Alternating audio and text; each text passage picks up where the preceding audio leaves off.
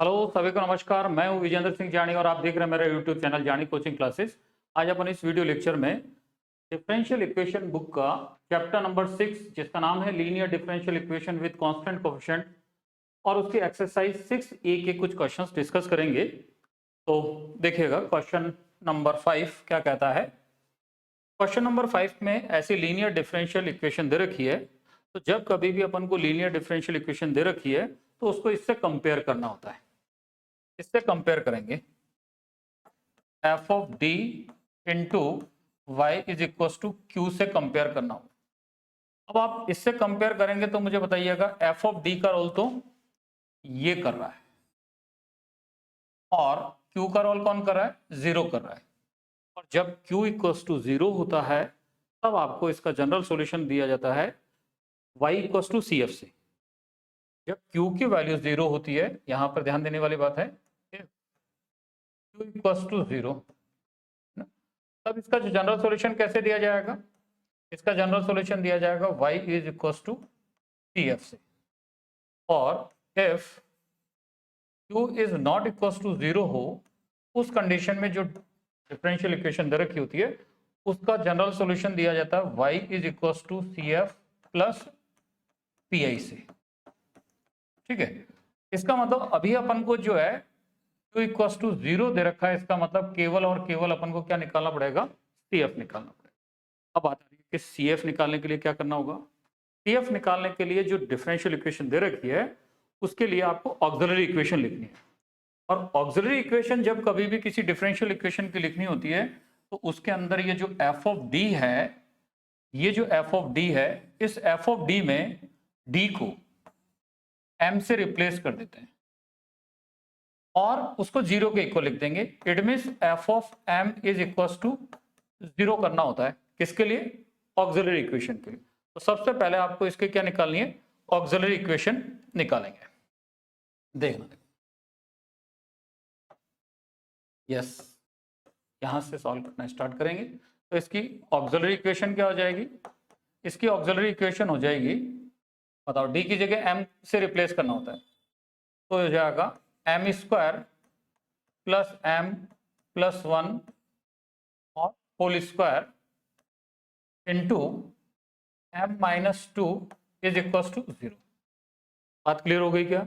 Auxiliary equation लिखने के लिए क्या करना होगा, एफ ऑफ डी जो है उसके अंदर डी को एम से रिप्लेस करते हैं और ये जो F of M is equal to zero लिखा जाता है, वहां से आपको ऑक्सिलरी इक्वेशन मिल जाएगी। अब इस ऑक्सिलरी इक्वेशन को सॉल्व करके एम की वैल्यूज निकालेंगे और जब एम की वैल्यूज आएगी उस पर डिपेंड करती है कि भाई सी एफ कैसा लिखा जाता है।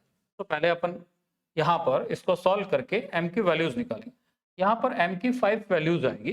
क्यों आएगी, क्योंकि यहाँ से एम का यहाँ होल स्क्वायर खोलोगे तो एम रेज टू पावर 4 आएगा और इंटू एम और है तो एम रेज टू पावर 5 की इक्वेशन है।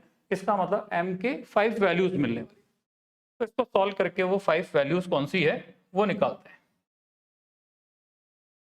देखना, तो इसको कैसे लिखेंगे, M square plus M plus one और उसका whole square is equal to zero और एक हो जाएगा M minus two equal to zero. एक एम की वैल्यू तो यहां से बड़ी क्लियर कट पता चल रहा है कि एम इक्वल टू टू मिल गया, एक वैल्यू तो एम इक्वल टू टू आ गया। अब रिमेनिंग 4 जो वैल्यूज ऑफ एम है वो यहां से मिलनी है। अब वो कैसे मिलनी है देखिएगा, M square plus M plus one और होल स्क्वायर है, इसका मतलब क्या लिखेंगे, M square plus M plus one into कर दिया equal to zero. Whole square था ना तो इसको रिपीट करके मल्टीप्लाई कर दिया। अब इसको क्या लिखना होगा, M square plus M plus one equal to zero और दूसरा क्या आ जाएगा, M square plus M plus one is equal to zero. अब ये दोनों सेम है। अब इसको एक को सॉल्व करके निकाल लेंगे, वही यहां से वैल्यूज आएगी एम की। तो इसको सॉल्व कर रहे हैं तो द्विघात सूत्र से जो है इसको सॉल्व करेंगे तो एम की वैल्यूज क्या आएगी वो देखना। तो हो जाएगा M is equal to minus B, B की वैल्यू 1 है, माइनस 1 हो जाएगा plus minus under root of B square means 1 square minus के 4, ए की वैल्यू 1, सी की वैल्यू 1 अपॉन 2a और a की वैल्यू 1 है।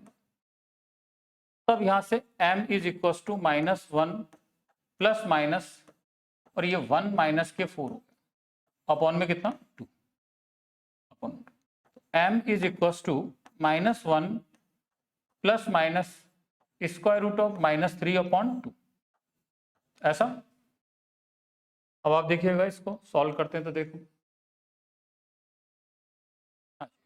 तो m इज इक्वल टू क्या लिख सकते हैं, -1 plus minus square root of -3, तो इसको लिखेंगे अपन, क्या आएगा, इसकी वैल्यू क्या आ गई, आयोटा √3 अपॉन 2। ऐसे। अब यहां से m की वैल्यू मिलेगी माइनस के 1 अपॉन 2 प्लस माइनस आयोटा √3/2, ये m की वैल्यू आ गई। इसको सॉल्व करने पर m की वैल्यू ये मिल गई, और इसी टाइप से इसको सॉल्व करते तब भी m की वैल्यू यही आती। तब m की वैल्यू यहाँ पर इसको सॉल्व करते तो अगेन यही वैल्यू मिलती है अपन को, तो -1 अपॉन 2 प्लस माइनस आयोटा √3/2, ये अगेन वापस से ये मिल। अब मुझे बताओ, m की 5 वैल्यूज अपने पास मिल गई, कौन कौन सी है। एक अपन को पहले मिल चुकी थी, m की वैल्यू क्या थी, m इक्वल्स टू 2, और ये यहाँ पर m की 5 वैल्यूज मिल गई है। तो m की 5 वैल्यूज में ये जो वैल्यूज है वो इन टर्म्स ऑफ कॉम्प्लेक्स में है और रिपीटेड है। जब m की वैल्यू कॉम्प्लेक्स फॉर्म में हो और रिपीटेड हो तब CF कैसे लिखा जाता है, तो इसके लिए आपको इससे पहले वाले वीडियो लेक्चर में बताया था मैंने, तो एक बार और वापस से यहाँ पर बता देता हूँ, देखना। देखो,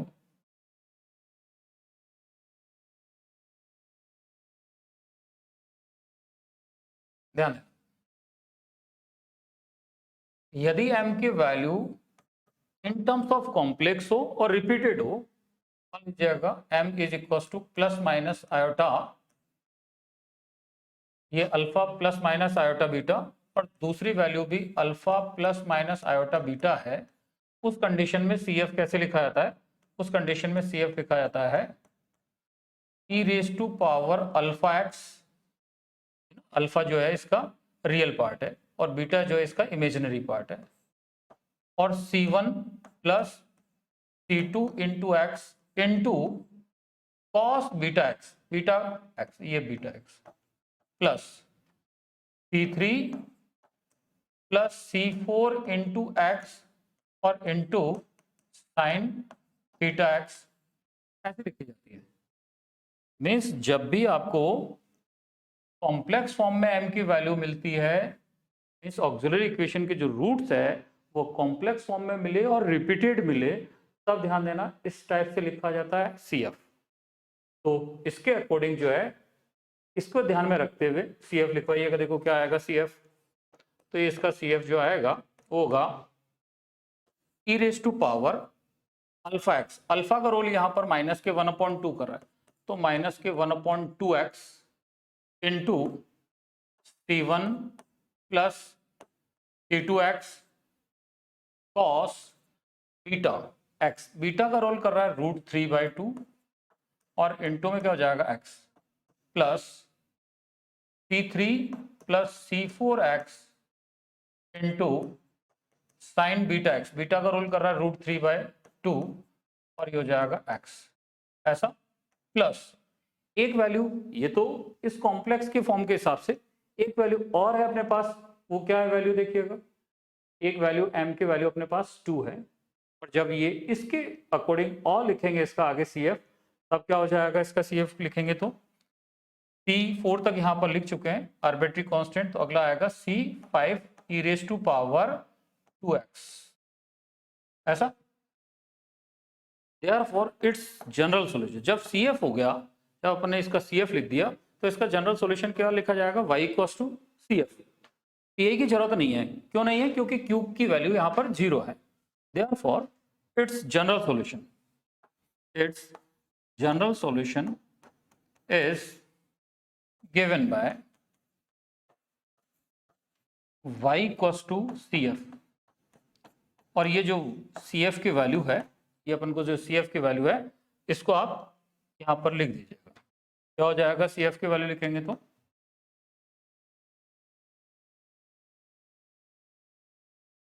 ये सी एफ की, तो e raise to power minus x by to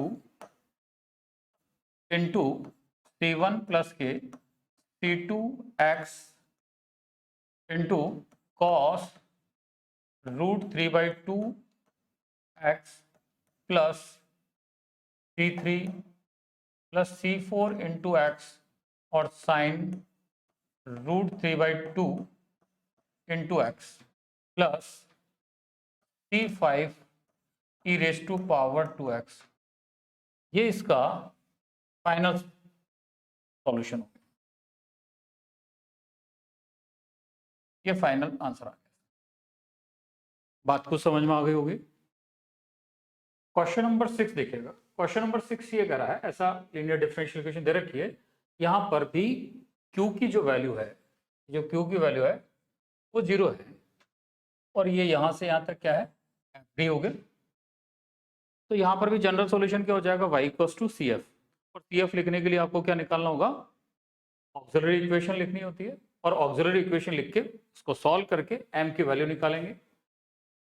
काफी इंपॉर्टेंट क्वेश्चन है यहाँ, अच्छा प्रश्न है ये, देखिएगा क्या है।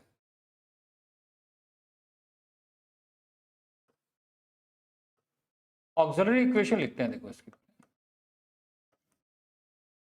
इसकी ऑक्सिलरी इक्वेशन हो जाएगी m raise to power 4 minus के 4m cube plus 8m square और माइनस 8m प्लस के 4 इक्वल्स टू 0। ऑक्सिलरी इक्वेशन कैसे लिखते हैं ये आपको पता चल गया होगा किस टाइप से। ये जो एफ ऑफ डी होता है उसके अंदर डी की जगह m रखते हैं और इक्वल्स टू 0 लिखा जाता है। अब यहाँ पर इसको सॉल्व करके m के मान निकालने हैं, और m के मान कितने आएंगे, m रेज टू पावर 4 है, इसका मतलब m की 4 वैल्यू आएगी। अब इसको सॉल्व करना जो है, इसके फैक्टर करना थोड़ा सा समझने वाली बात है यहाँ पे, तो ध्यान दीजिएगा। ये जो 8m स्क्वायर है ना, इसको थोड़ा ब्रेक कर दीजिएगा, 2 पार्ट्स में ब्रेक कर दीजिएगा, तो ये हो जाएगा m raise to power 4 minus के 4m क्यूब, और यहाँ पर ये जो 8m स्क्वायर था इसको ब्रेक करके 4m square plus 4m square लिख दीजिए ऐसा। ये m स्क्वायर और 4m स्क्वायर, ये 4m स्क्वायर ऐसा ब्रेक कर दिया। तो ऐसा क्यों कर रहे हैं, क्योंकि इसको फैक्टर करने के लिए ऐसा करना पड़ रहा है। माइनस 8m प्लस के 4 इक्वल्स टू 0। अब ये जो फर्स्ट 3 टर्म्स हैं इसमें से m स्क्वायर कॉमन ले लो, m स्क्वायर कॉमन आ रहा है यहाँ से, क्या हो जाएगा ये m स्क्वायर माइनस 4m और प्लस 4, और ये इन 2 टर्म में से आप क्या कॉमन लीजिएगा, 4m कॉमन लो। 4m कॉमन लेने से यहाँ पर क्या रहेगा, ये हो जाएगा m माइनस के 2, और ये प्लस 4, ये प्लस 4 लिख दिया इक्वल्स टू 0। क्या किया देखिएगा, यहाँ पर 8m स्क्वायर को 4m स्क्वायर लिखा, फर्स्ट 3 टर्म में से अपन ने m स्क्वायर कॉमन लिया, इसमें से 4m कॉमन लिया और 4 ये 4 लिखा। अब यहाँ से क्लियर पता चल रहा है कि भाई ये जो है ना, ये m माइनस 2 का होल स्क्वायर है, तो इसको अपन लिख देते हैं m minus 2 whole square plus 4m, और ये m माइनस 2 और प्लस इज इक्वल्स टू 0। अब आप थोड़ी देर के लिए आप ऐसा करिएगा, इसको m माइनस 2 को आप k ले लीजिएगा, है ना, let m minus 2 equals to k। तब ये क्या हो जाएगा, m स्क्वायर, और m माइनस 2 को आप क्या मान रहे हैं, k, तो ये हो जाएगा k स्क्वायर, और ये 4mk और प्लस के 4 इक्वल्स टू 0। ठीक है, ध्यान दें।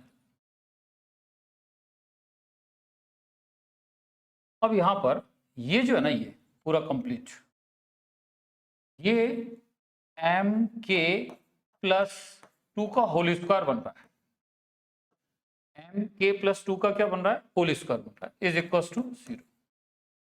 अब k की वैल्यू वापस सब्स्टिट्यूट कर दो, यहाँ पर k की वैल्यू वापस से सब्स्टिट्यूट कर दीजिएगा, तो क्या हो जाएगा, ये m और k की वैल्यू वापस से, k किसको कहा, m-2, तो ये m-2 ये k की जगह ना, यहाँ पर k की जगह m-2 सब्स्टिट्यूट कर दिया और +2 और उसका होल स्क्वायर, तभी हो जाएगा m² -2m + 2 और उसका whole square is equal to 0। अब इसको कैसे लिखेंगे, होल स्क्वायर आ गया, m² -2m + 2 का होल स्क्वायर, तो इसको आप क्या कर दीजिएगा, रिपीट करके लिख दीजिएगा, m² - 2m + 2 is equal to 0।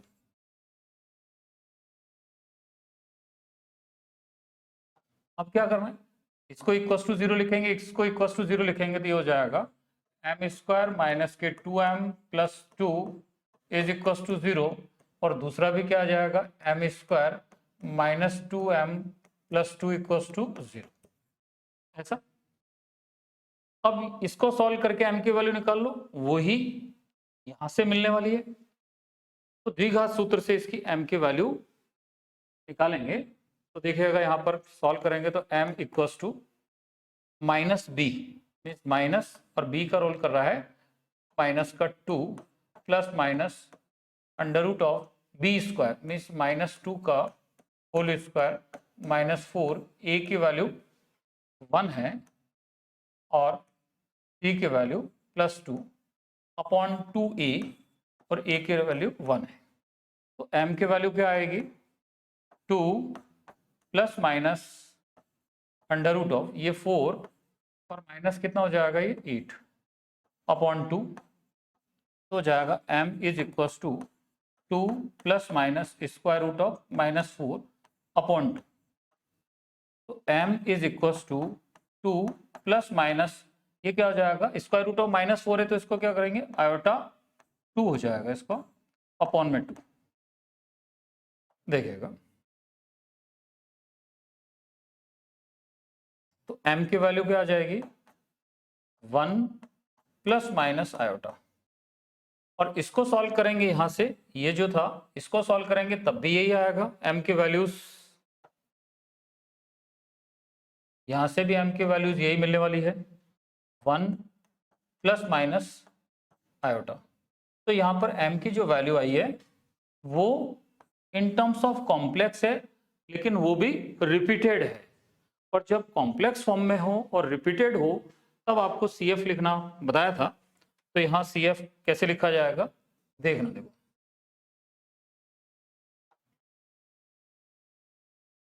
m is equal to alpha ± iota beta, और दूसरी वैल्यू भी इन टर्म्स ऑफ कॉम्प्लेक्स हो और रिपीटेड है, यही है ऐसी, तब आपको CF कैसे लिखना होता है, CF लिखेंगे उस कंडीशन में e⁻⁴x इंटू C1 + के C2x into cos βx plus C3 + C4x into sin βx, ऐसा लिखा जाता है।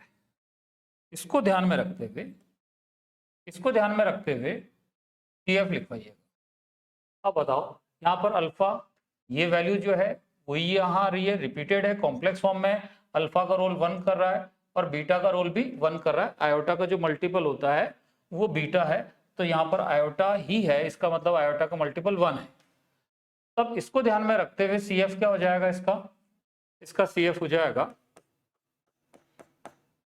e⁻⁴x, अल्फा मीन्स 1, तो 1 × x, तो केवल x हो जाएगा, C1 + C2 इंटू x, और क्या हो जाएगा cos βx, बीटा का रोल भी 1 कर रहा है, तो हो जाएगा x, प्लस C3 और C4 plus C4 into x, और इंटू हो जाएगा sin βx, बीटा का रोल कर रहा है 1 मीन्स 1x, तो ये जो CF अपन ने फाइंड आउट कर लिया, किस पे डिपेंड कर रहा था, ये CF का जो मान है वो हमेशा m की वैल्यू पे डिपेंड करता है। अब यहाँ पर Q की वैल्यू 0 दे रखी है, इट मींस इस डिफरेंशियल इक्वेशन का जो जनरल सॉल्यूशन होगा वो केवल क्या होगा, y = CF से गिवन होगा, उसके द्वारा दिया जाएगा। तो यहाँ पर its general solution is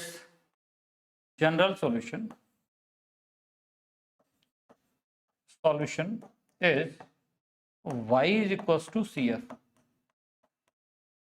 और ये CF की वैल्यू जो आई है लिख दीजिएगा, तो e raise to power x into C1 plus के C2x into cos x plus ये हो जाएगा C3 plus C4x into sine x, ये ऐसा। क्लियर? तो ये जो है इसका फाइनल जनरल सॉल्यूशन आ गया। तो मैं समझता हूं कि जब कभी भी आपको लीनियर डिफरेंशियल इक्वेशन दे रखी है विद कांस्टेंट कोएफिशिएंट, तो आपको यहां पर ये ध्यान देना होता है कि Q की वैल्यू क्या दे रखी है। Q की वैल्यू यदि 0 है तो उस कंडीशन के अंदर y इक्वल टू CF ही जनरल सॉल्यूशन होता है, और Q की वैल्यू 0 नहीं होती है तब इसकी जनरल सॉल्यूशन दिया जाता है y equal to CF plus PI। लेकिन इस पूरी एक्सरसाइज के अंदर जो है Q की वैल्यू 0 दे रखी है, इट मीन्स यहाँ पर जो जनरल सॉल्यूशन होगा वो दिया जाएगा y इक्वल टू CF से। और CF जो है, CF ज्ञात करने के लिए आपको क्या ज्ञात करना पड़ता है, ऑक्सिलरी इक्वेशन ज्ञात करनी होती है। और ऑक्सिलरी इक्वेशन ज्ञात करने के बाद फिर उस ऑक्सिलरी इक्वेशन को सॉल्व करके m की वैल्यूज फाइंड आउट करते हैं, और उस m की वैल्यूज क्या है उस पर डिपेंड करता है, m की वैल्यूज पे डिपेंड करता है कि उसका CF किस प्रकार से लिखा जाए। तो ये अलग अलग टाइप के क्वेश्चंस हैं, और क्वेश्चंस लेंगे। मैं समझता हूँ समझ में आ गया होगा। ओके, नोट कर लीजिए।